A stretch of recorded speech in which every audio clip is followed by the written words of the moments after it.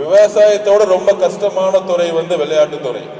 நான் எப்பயுமே அது பண்ணு. மக்களே, நம்முடைய விளையாட்டுத்துறை அமைச்சர் ஆதவ அர்ஜுனா அவர்கள் விவசாயத்தை விட விளையாட்டு தான் கடினமானது, விளையாட்டுக்கு தான் அதிக உழைப்பு போடணும் அப்படின்னு சொல்லிட்டு விளையாட்டுத்தனமா பேசியிருக்காரு. இதுக்கு சமூக வலைதளங்கள்ல கடுமையான எதிர்ப்பும் வந்துகிட்டு இருக்கு.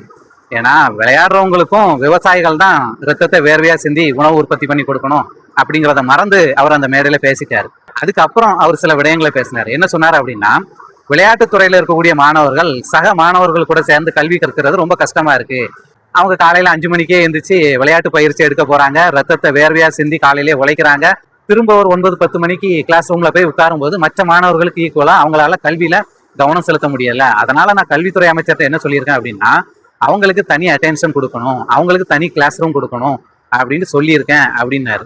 அது போக என்ன சொல்றாரு அப்படின்னா, இப்போ எல்லாரும் மாணவர்கள்ட்ட கேள்வி கேட்கறாங்க, நீ ஏன் கணக்குல 100 மார்க் எடுக்கல, நீ ஏன் அறிவியல்ல 90 மார்க் எடுக்கல அப்படின்னு சக மாணவர்கள்ட்ட கேட்கற மாதிரி விளையாட்டுத்துறையில கோல வச்சுக்கிட்டு இருக்கக்கூடிய மாணவர்கள்ட்டையும் கேட்கறாங்க. இந்த கேள்வியே தவறு. அவங்களுடைய தனித்திறன் கல்வி வேற. அவங்க விளையாட்டுத்துறையில அதிக கவனம் செலுத்துறதுனால நார்மலா ஸ்கூல்ல படிக்கக்கூடிய பாடங்கள்ல அவங்க மார்க் கம்மியா எடுத்தாலும் பரவாயில்ல, அதை பத்தி யாரும் கேட்கக்கூடாது அப்படின்னு அவர் சொல்லியிருக்காரு. இருந்தாலும் விளையாட்டுத்துறையில அதிக ஈடுபாட்டோட இருக்கக்கூடிய மாணவர்கள் மற்ற பாடங்கள்லயும் அதிக மதிப்பெண் எடுக்கலாம், உங்க நம்பிக்கையை தளர விட்டுறாதங்க அப்படின்னு இருக்காரு. இதையே தான் நாம் தமிழர் கட்சியும் அண்ணன் சீமானும் பல ஆண்டுகளா சொல்லிட்டு இருக்காங்க. நாங்க தனித்திறன் கல்விக்கு முக்கியத்துவம் கொடுப்போம். அதாவது குழந்தைகளை பள்ளிக்கூடத்துல சேர்க்கும் போதே ஆசிரியர்களும் பெற்றோர்களும் குழந்தைகளை படிப்பாங்க. குழந்தைகள் பாடம் படிக்கிறத தாண்டி இவங்க 2 பேரும் குழந்தைகளை படிச்சு அந்த குழந்தைக்கு என்ன திறமை இருக்கு, அவன் விளையாட்டுல இன்ட்ரெஸ்டா இருக்கானா, இல்லைன்னா மியூசிக்ல இன்ட்ரெஸ்டா இருக்கானா, இல்லைன்னா அறிவியல்ல இன்ட்ரெஸ்டா இருக்கானா, இல்லைன்னா கணிதத்துல இன்ட்ரெஸ்டா இருக்கானா, அப்படி எதுல அவன் இன்ட்ரெஸ்டா இருக்கான் அப்படின்னு பார்த்துட்டு அவனுக்கு அந்த துறை சார்ந்த கல்வியில முக்கியத்துவம் கொடுப்போம். அதுக்கு அவனுக்கு முதன்மை கல்வி. மற்ற பாடங்கள்லாம் அவன் சராசரியான மதிப்பு எடுத்தா போதும். அவனுடைய தனித்திறன் கல்வியை மேம்படுத்தி அவனை நாம சாதனையாளனா மாற்றலாம். அவன் மூலமா நம்ம நாட்டுக்கு பெருமைப்படத்தக்க அளவுக்கு அவனை பெரிய அளவுக்கு உயர்த்தலாம் அப்படிங்கிற கல்வி திட்டம் எங்கிட்ட இருக்குது அப்படின்னு நாம் தமிழர் கட்சி சொல்லிச்சு.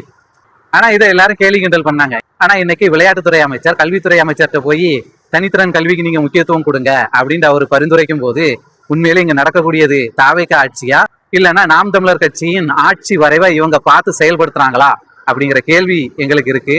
நாம் தமிழர் கட்சியின் ஆட்சி வரைவு அறிக்கையை பார்த்து செயல்படுத்தினா உண்மையிலே எங்களுக்கெல்லாம் மகிழ்ச்சி தான். தொடர்ந்து செயல்படுத்துங்க. கல்வி என்பது என்ன? ஒவ்வொரு மனிதனுக்குள்ளும் ஒரு தனித்த பேராற்றல் மறைந்திருக்கிறது. அதை கண்டுணர்ந்து வெளிக்கொணர்வதற்கு பெயர் தான் கல்வி என்கிற. இப்ப இங்க இருக்கிற ஒரு தம்பிக்கு இப்ப இறகுப்பந்து இந்த பிள்ளைகளுக்கு பிடிக்குது, இறகுப்பந்து. அவருக்கு இசையமைக்க இசை பிடிக்குது, இசை. அவருக்கு நடனம் பிடிக்குது, நடனம். அவருக்கு கால்பந்து பிடிக்குது, கால்பந்து. அவருக்கு ஓவியம் பிடிக்குது, ஓவியம். வரட்டுமே, ஒரு பிக்காசோ வரட்டும், ஒரு லியோனார்டோ டா வின்சி வரட்டும்.